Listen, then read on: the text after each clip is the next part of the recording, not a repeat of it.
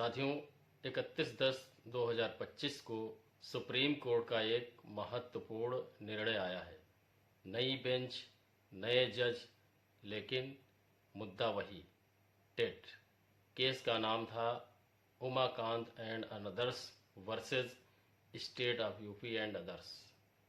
इस केस में honourable supreme court ने इसलिए राहत दे दी कि दोनों याचिकाकर्ता टेट क्वालिफाई कर चुके थे, इसलिए उनकी बर्खास्तगी को रद्द करते हुए उनकी नौकरी को रिस्टोर करने का आदेश सुनाया। आज के इस अंक में हम देखेंगे कि इस केस की पृष्ठभूमि क्या थी, सुप्रीम कोर्ट का आदेश क्या था और इस केस से निष्कर्ष क्या निकलता है और आगे आने वाली क्या क्या संभावनाएं हो सकती हैं। राष्ट्रीय अध्यापक शिक्षा परिषद ने अगस्त 2010 में यह अनिवार्य किया था कि कक्षा 1 से 8 तक पढ़ाने के लिए शिक्षकों के लिए शिक्षक पात्रता परीक्षा न्यूनतम योग्यता होगी, जिसके तहत राज्य सरकारों को अपने स्तर पर परीक्षा आयोजित करनी थी। उत्तर प्रदेश में नवंबर 2011 में पहली बार यह परीक्षा कराई गई थी। कानपुर के सहायता प्राप्त विद्यालय में सहायक शिक्षक के 4 पदों के लिए आवेदन मंगाए गए थे।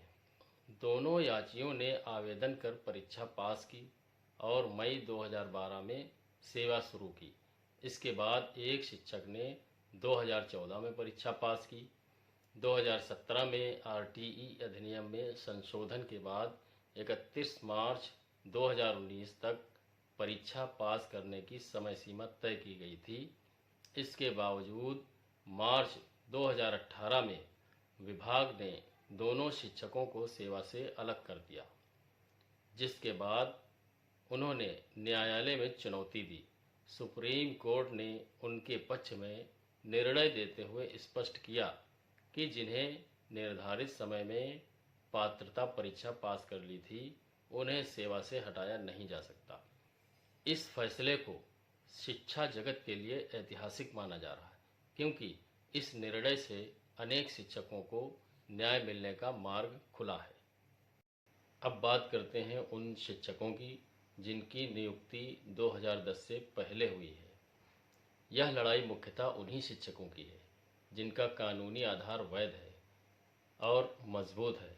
ऐसे सभी शिक्षकों को मेरी राय में राहत मिलने की पूरी संभावना है।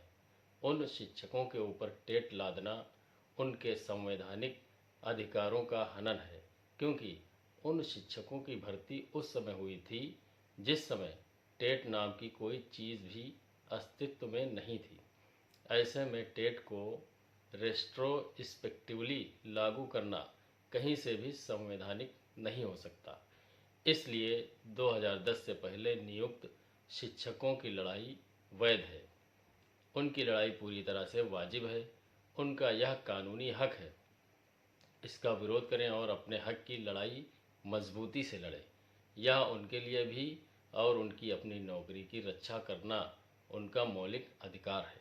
साथियों, इस अंक में इतना ही। जानकारी कैसी लगी कमेंट में ज़रूर बताइएगा। चैनल को सब्सक्राइब कर लीजिए और वीडियो को लाइक कर दीजिए। धन्यवाद।